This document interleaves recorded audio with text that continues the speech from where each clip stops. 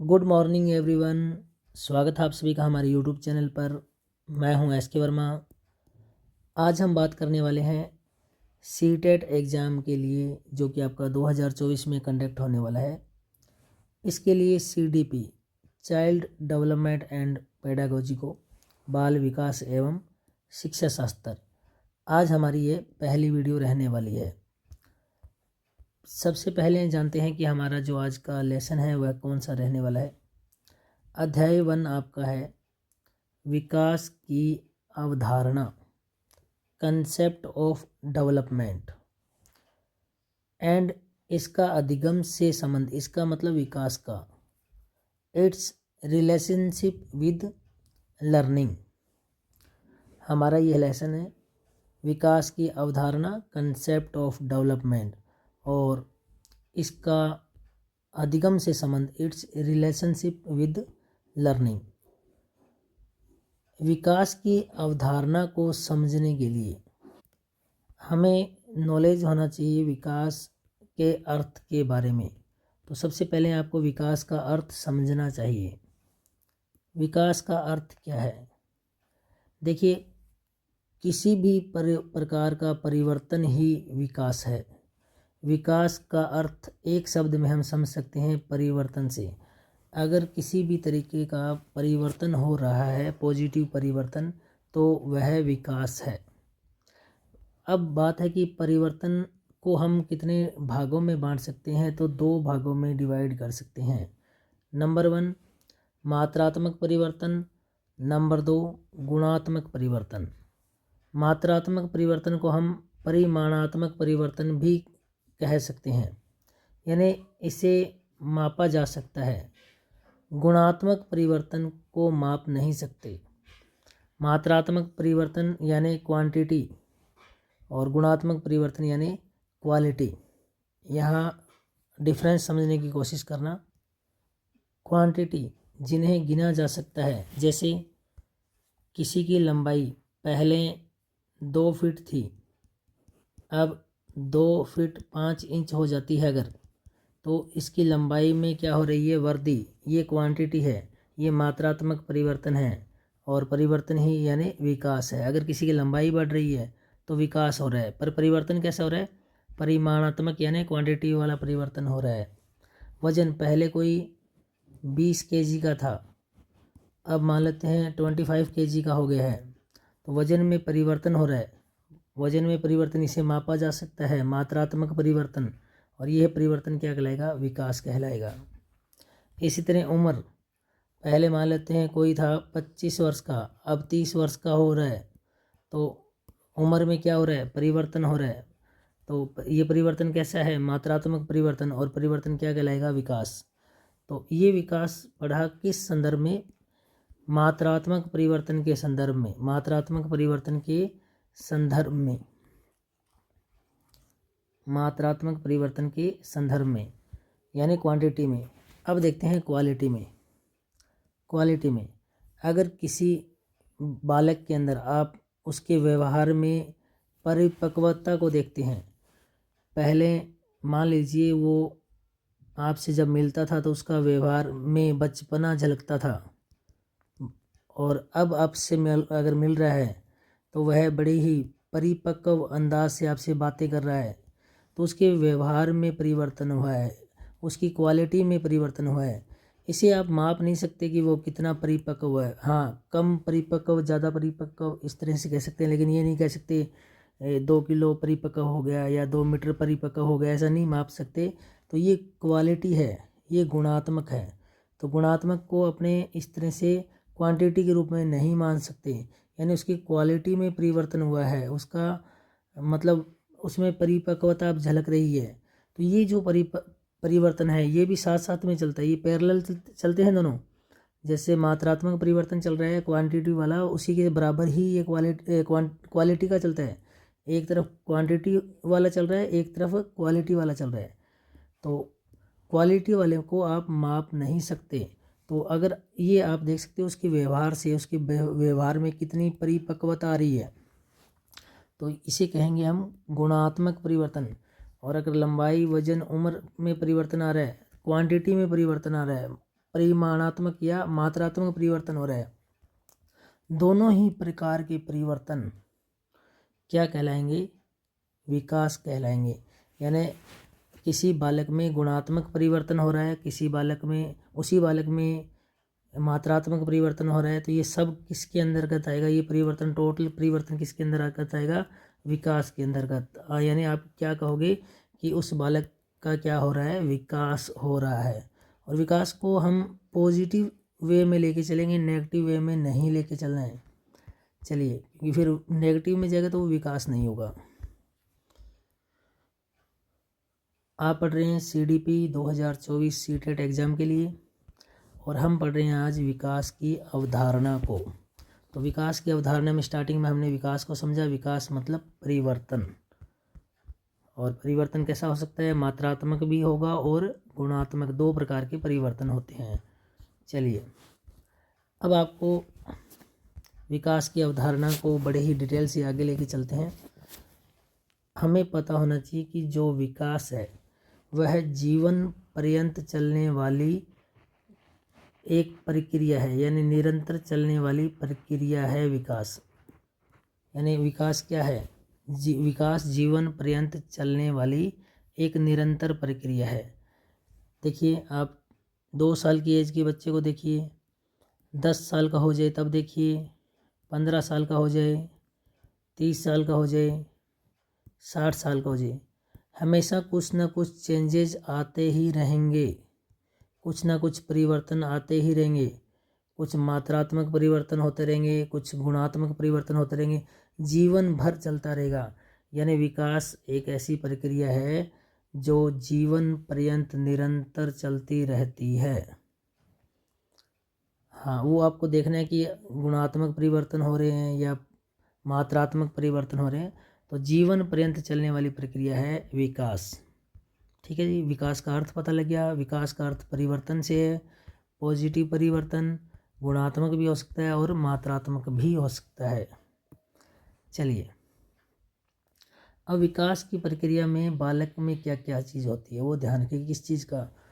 यानी बालक के अंदर विकास, देखो वृद्धि शब्द अलग है, वो हम कभी और पढ़ेंगे। आज हमारा शब्द जो है विकास। तो बालक में अगर विकास देखना है तो हम इस ट्रिक को लेके चलेंगे। PM क्लास में 6 स्टूडेंट हैं, 1 2 3 4 5 6। तो PM की क्लास में कितने स्टूडेंट हैं? 6 स्टूडेंट है। जो मैंने ये येलो कलर दिया है ये हम ट्रिक बनाने के लिए यूज़ किया है, बाकी लिखा ये जाएगा PMCLES। ठीक है, तो इस A की जगह E लिखा हुआ है और ये वाला ऐसा है ही नहीं।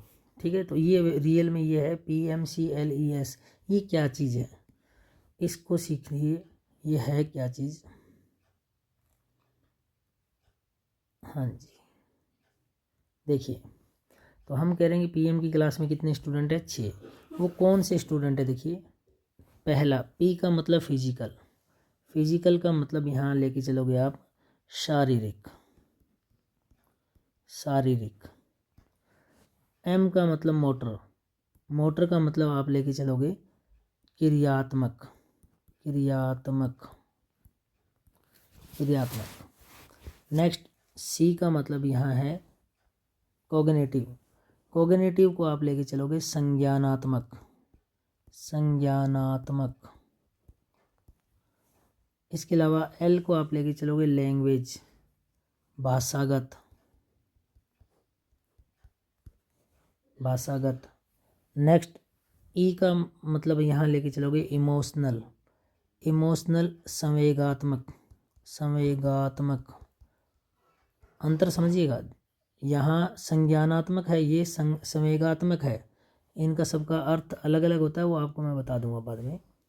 यहाँ संवेगात्मक। नेक्स्ट S का मतलब है सोशल, सोशल का मतलब सामाजिक, सामाजिक। तो अगर किसी बालक में ये जो 6 परिवर्तन दिख रहे हैं, शारीरिक हो सकता है, क्रियात्मक हो सकता है, संज्ञानात्मक हो सकता है, भाषागत हो सकता है, संवेगात्मक हो सकता है, सामाजिक हो सकता है। अगर इस तरह के परिवर्तन देख रहे हो अगर किसी बालक में इस तरह के परिवर्तन हो रहे हैं, अगर पीएम की क्लास लग रही है तो आप समझ जाओगे उसमें क्या हो रहा है, विकास।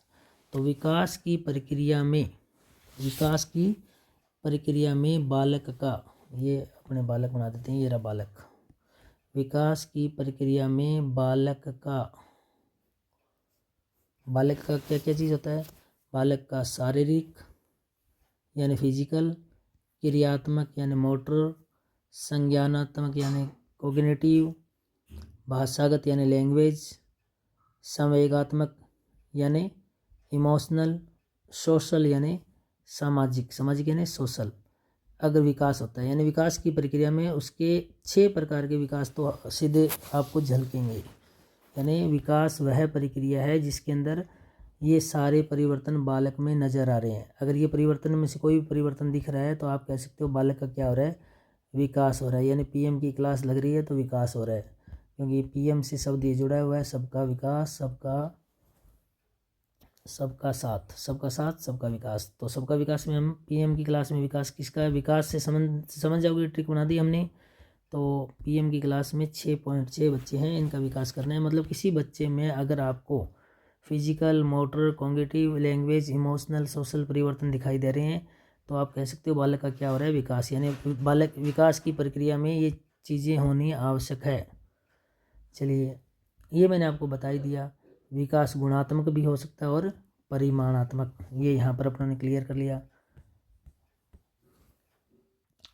अगर लंबाई, वजन, उम्र बढ़ रही है, जिसे मापा जा सकता है, वो मात्रात्मक है परिवर्तन। अगर क्वालिटी में चेंज आ रहा है, व्यवहार परिपक्वता दिखा रहा है बच्चा, तो वह गुणात्मक परिवर्तन हो रहा है। समझ में आ रहा होगा आपको। चलिए आगे देखिए, यहाँ ये लाइन ध्यान से देखिएगा आप, जो आगे वाली हो रही है। अगर मैं एक लाइन में बताना चाहूँ विकास की परिभाषा को तो मैं ये कहूँगा, बालक में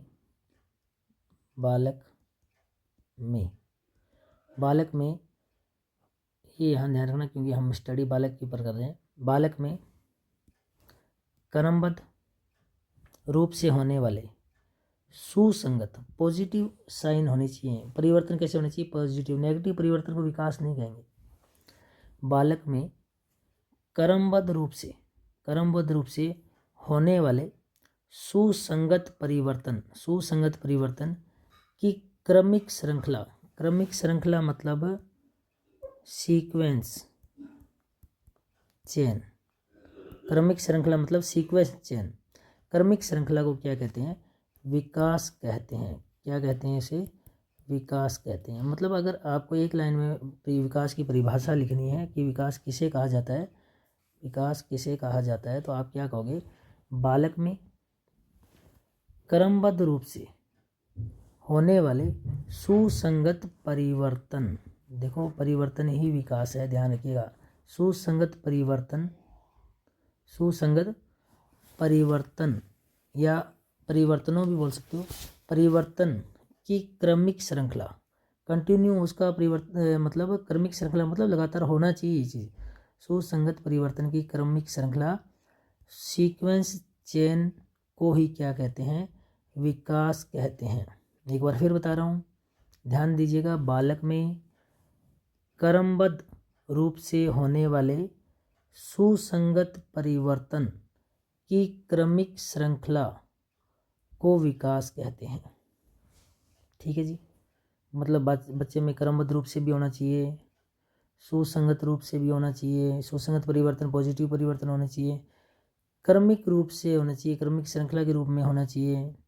तो इस क्रमिक श्रृंखला को ही क्या कहते हैं, विकास कहते हैं। समझ गए होगे अब आप अच्छे से। बालक से स्टार्ट किया, विकास पर जाके एंड कर दिया, हमें पता लग गया कि विकास क्या है। बाकी देखिए, आप ध्यान से पढ़िएगा, अगर समझ नहीं आए तो इसको रिपीट करके देख लीजिएगा। अब यहाँ 2 वर्ड यूज़ किए हैं, कौन कौन से मैंने, क्रमबद्ध और सुसंगत। आपको इनके बारे में पता होना चाहिए। कारण क्या है कि क्रमबद्ध का मतलब यहाँ कंटिन्यू सतत कह सकते हैं, सुसंगत का मतलब यहाँ पॉजिटिव कह सकते हैं। तो क्रमबद्ध और सुसंगत होना किस बात को संकेत करता है कि बालक के अंदर बालक, ये बालक बना दिया अपना ने। बालक के अंदर अगर आप देख रहे हो कि अब तक संगठित कौन कौन से, यानी उसमें इकट्ठा हो गए कौन कौन से गुणात्मक परिवर्तन, क्योंकि उसको परिपक्व बनाना ना, गुणात्मक परिवर्तन और उसमें आगे होने वाले परिवर्तनों में एक निश्चित संबंध आपको दिखाई देगा। देखो स्टार्टिंग से लगे हम इस चीज़ को समझना, क्रमबद्ध बच्चा छोटा है और उसे लगातार क्या जा रहा है, वो बढ़ता जा रहा है, लंबाई में बढ़ेगा, साथ साथ में उसके व्यवहार में परिवर्तन भी आएगा, वो परिपक्व होगा। स्टार्टिंग में बच्चा है, बचपना दिखा रहा है, पर धीरे धीरे वो उसमें आपको एक तरीके से वो कहते हैं ना, एज के साथ साथ उसमें बुद्धि का विकास, उसमें परिपक्वता का विकास, तो वो चीज़ दिखाई देगी, वो व्यवहार से देख पाओगे आप। तो यहाँ ध्यान दीजिएगा कि हमें क्रमबद्ध और सुसंगत को अच्छे से समझना है कि ये क्या चीज़ है। ये जो बालक है, इस बालक के अंदर अब तक जितना भी संगठित का मतलब है कि जो इकट्ठा हुआ है, बालक के अंदर अब तक संगठित गुणात्मक परिवर्तन तथा उसमें आगे होने वाले परिवर्तनों में एक निश्चित संबंध है।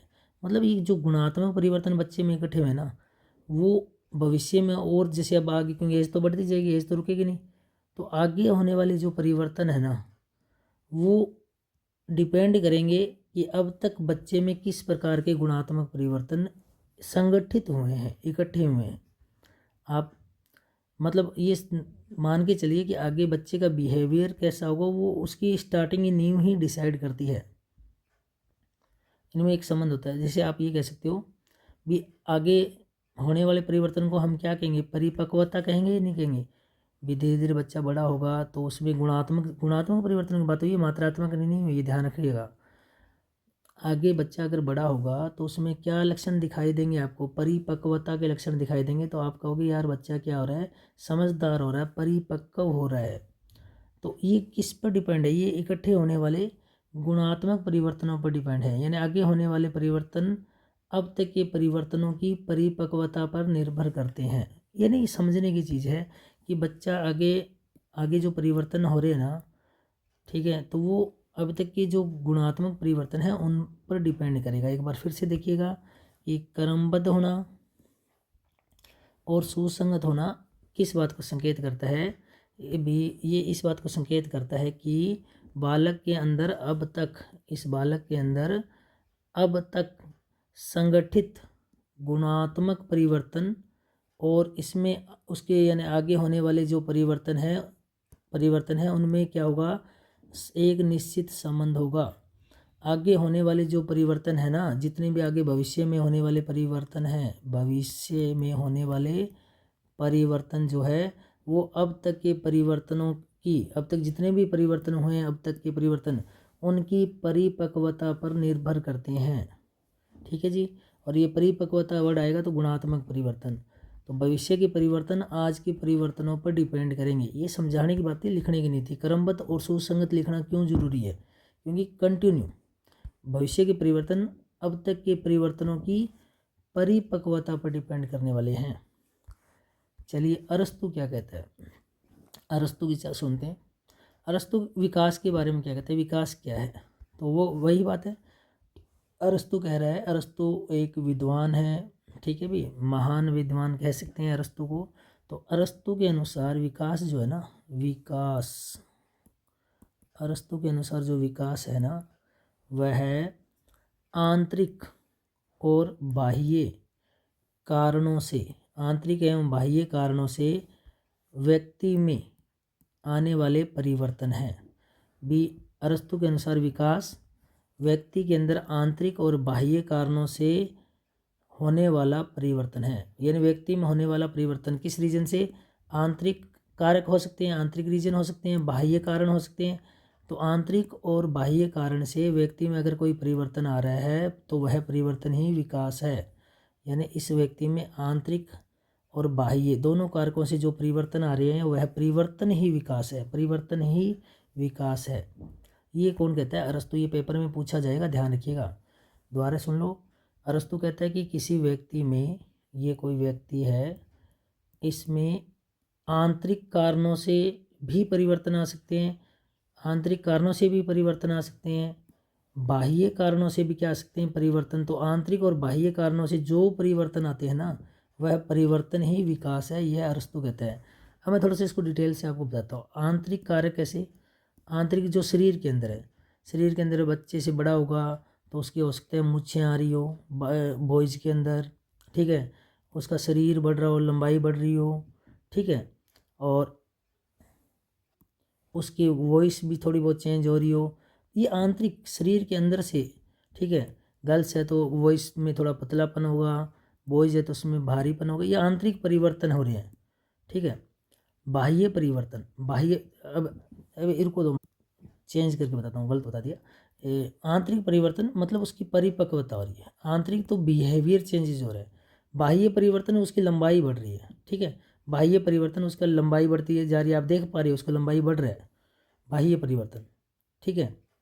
उसके हाथों का आकार बढ़ रहा है, बाह्य परिवर्तन। उसकी मूछें बढ़ रही है, बाह्य परिवर्तन। आंतरिक परिवर्तन उसका व्यवहार चेंज हो रहा है, वो थोड़ा पहले से ज़्यादा परिपक्व हो रहा है। तो उसके बाह्य और आंतरिक जो परिवर्तन है ना, और इन बाह्य, एक तो ये वो परिवर्तन हो गए, और रीजन, आंतरिक रीजन और बाह्य रीजन दोनों हो सकते हैं। दोनों दोनों का जो, दोनों से जो परिवर्तन हो रहा है ना, वही क्या है, वही क्या कहलाएगा, विकास कहलाएगा। एक बार और क्लियर कर देते हैं, थोड़ा सा आप डाउट में चले गए, देखते हैं क्या चीज़ है। अरस्तु क्या कहता है? अरस्तु कह रहा है, एक सेकेंड,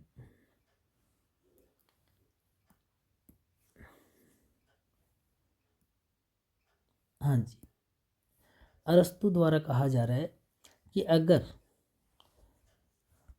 आंतरिक कारणों से और बाह्य कारणों से, यहाँ तो कारण दिए हैं, अरस्तु ने तो किसके बारे में बोला है? कारणों के बारे में।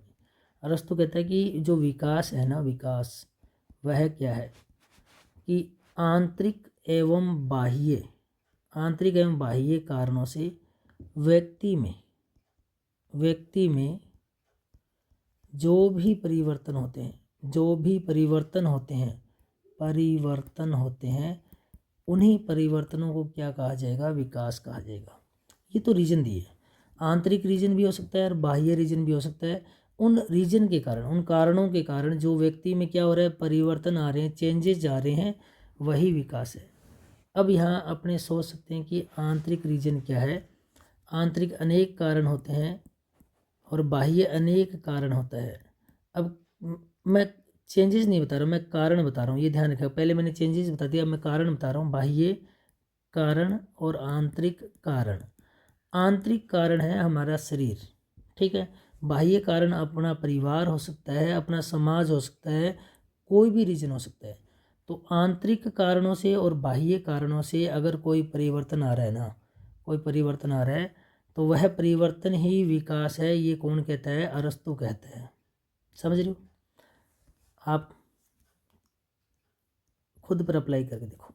आपके शरीर के अंदर जो परिवर्तन आ रही है, आपकी लंबाई बढ़ रही है, ठीक है, आपकी मूंछें आ रही है, आपका वजन बढ़ रहा है, ये आंतरिक कारणों से। बाह्य कारण, आप जिस समाज में रहते हैं, जिस परिवार में रहते हैं, उन कारणों से भी आप में परिवर्तन होगा। आप बहुत सभ्य हो या आप में गलत प्रवृत्ति आ गई, नशा करने लगे, ये बाह्य कारणों से आ रहे हैं। तो दो रीजन बनते हैं, आंतरिक रीजन और बाह्य रीजन। दोनों रीजन के कारण आप में कोई ना कोई क्या दिखेगा? परिवर्तन दिखेगा। और यही परिवर्तन क्या है? विकास है। ये कौन कहता है? अरस्तु। तो ये परिभाषा अरस्तु की आने वाली है। अब मैंने पूरा डिटेल से बता दिया आपको क्या है विकास अरस्तु के अकॉर्डिंग, ठीक है।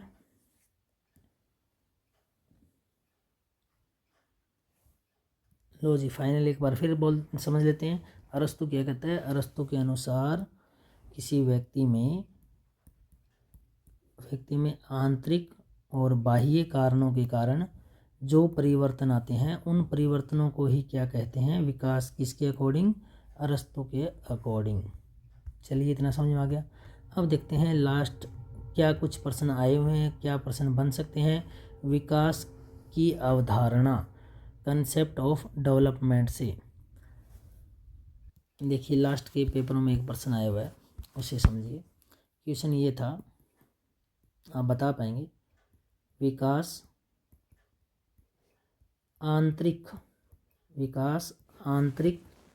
एवं बाह्य कारणों, आंतरिक एवं बाह्य कारणों से व्यक्ति में परिवर्तन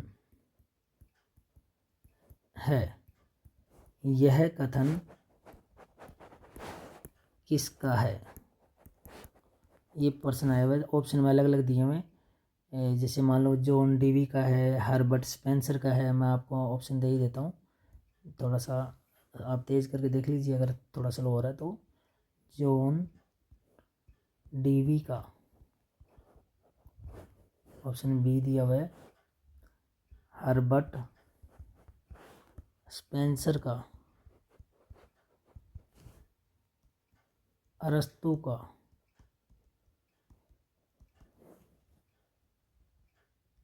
रोस का। ये प्रश्न पूछा गया है, तो आप बता दो, खुद समझो कि आंतरिक और बाह्य कारणों से जो व्यक्ति में परिवर्तन हो रहे हैं वही विकास है। ये कथन किसका है? अरस्तु का। ये आंसर आ गया। तो इस तरह के प्रश्न आएंगे पेपर में आपके, अगर थोड़ा सा सावधानी से करोगे तो आप कर पाओगे, आपको दिक्कत नहीं आने वाली है। एक प्रश्न और शामिल करते हैं, देखो प्रश्न है सेकंड प्रश्न, देखो कैसे करना है। ये लो जी, ये प्रश्न आया हुआ है, इसको बड़े ध्यान से देखिएगा। विकासात्मक परिवर्तन, विकासात्मक परिवर्तन हो सकता है, कैसा हो सकता है? फर्स्ट ऑप्शन मात्रात्मक हो सकता है, सेकंड ऑप्शन गुणात्मक हो सकता है, थर्ड ऑप्शन बहुआयामी हो सकते हैं, और फोर्थ व्यक्तिगत हो सकता है। आपको करना कैसे था? आपको दिया हुआ था फर्स्ट के अंदर ए व बी, सेकंड में दिया हुआ है बी व डी, थर्ड में दिया हुआ है ए सी व डी, और फोर्थ में दिया हुआ है ए बी सी व डी। देखिए स्टार्टिंग में अभी आज जितना पढ़ा है उसको देख के आपके दिमाग में पता क्या आएगा? आपके दिमाग में आएगा कि विकासात्मक परिवर्तन, आपके दिमाग में आएगा कि विकासात्मक परिवर्तन कि सर ने पढ़ाया कि परिवर्तन दो प्रकार का होता है, मात्रात्मक और गुणात्मक, और आप ए और बी को टिक कर देंगे। जल्दबाजी होगी, ये करते ही आपका गलत हो जाएगा। अब देखो परिवर्तन दो प्रकार के हैं, मात्रात्मक परिवर्तन और गुणात्मक परिवर्तन, ठीक है। अब इसने पूछा कि विकासात्मक परिवर्तन हो सकता है, तो ये दो तो हो सकते हैं, इन दो पर भी तो गौर करो कि ये नहीं हो सकते। आगे जब पढ़ेंगे ना विकास की प्रकृति, विकास के आयाम, तब आएगा। तो विकास बहुआयामी भी हो सकता है, क्योंकि लेसन में हमने सिर्फ अभी तक विकास की अवधारणा ही पढ़ी है। हमने तो सिर्फ क्या पढ़ी है? विकास की अवधारणा। जब हम आगे और पढ़ेंगे ना इस लेसन को, भी लेसन पढ़ा है अभी तो उसमें आगे आएगा कि अभी तक तो आपने पढ़ लिया कि विकास मात्रात्मक है, विकास गुणात्मक है। आगे आएगा विकास बहुआयामी भी है, और विकास व्यक्तिगत भी हो सकता है, और विकास व्यक्तिगत है। तो ये चीज़ें आगे आएंगी। तो यहाँ कंप्लीट आंसर आएगा ए बी सी और डी, ठीक है। हम अधूरा पढ़ के जाएंगे तब ये हम गलती कर देंगे मात्रात्मक और गुणात्मक की। तो विकास व्यक्तिगत होता है, विकास मात्रात्मक होता है, विकास गुणात्मक होता है, विकास बहुआयामी होता है, ठीक है। यानी उपरोक्त सभी कंप्लीट आंसर होगा सही, ठीक है। ये इसका आंसर हो गया। अब आगे देखो और प्रश्न हम इसमें अभी शामिल नहीं करेंगे, क्यों कि रीज़न ये कि अभी हमने सिर्फ क्या पढ़ी है? विकास की अवधारणा को पढ़ा है, और जो प्रश्न बनते हैं ना वो सभी को शामिल करके बनते हैं। अभी विकास की अवधारणा हो गई है, इसके बाद में हम विकास के अभिलक्षणों को पढ़ने वाले हैं, विकास की प्रकृति वगैरह इंक्लूड करके। तो उसके बाद में विकास के जैसे आयाम हैं उनको पढ़ेंगे, उसके बाद हम प्रश्नों को शामिल करेंगे। इससे आपको एक फ़ायदा ये मिलेगा कि आप प्रश्नों का सटीक और सही उत्तर दे पाएंगे। आज की वीडियो का हमारा उद्देश्य जो था सिर्फ आपको समझाना कि विकास की अवधारणा क्या है। अवधारणा का मतलब विकास का अर्थ क्या है, विकास क्या है। तो विकास परिवर्तन है, सुसंगत क्रमबद्ध परिवर्तन। परिवर्तन शब्द विकास को बता रहा है। परिवर्तन गुणात्मक भी हो सकते हैं और मात्रात्मक भी हो सकते हैं। अरस्तु ने भी ये कहा है कि आंतरिक और बाह्य कारणों से जो परिवर्तन होता है ना, वह परिवर्तन ही विकास है। तो हमें भी अरस्तु की बातों का सपोर्ट करते हुए चलना है। चलिए, आज की इस वीडियो में इतना ही। आज की वीडियो स्पेशल थी हमारी CDP के लिए, सीटेट 2024 और फर्स्ट वीडियो है। चलिए, नेक्स्ट वीडियो और लेके आएंगे कंटिन्यू। अगर आपको वीडियो अच्छी लगे तो आप इसे शेयर कीजिए ताकि हमें भी पता लगे आपको वीडियो पसंद आ रही है। अभी तक हमारे YouTube channel study with SK Verma को सब्सक्राइब नहीं किया तो जल्दी से कर लीजिए सब्सक्राइब।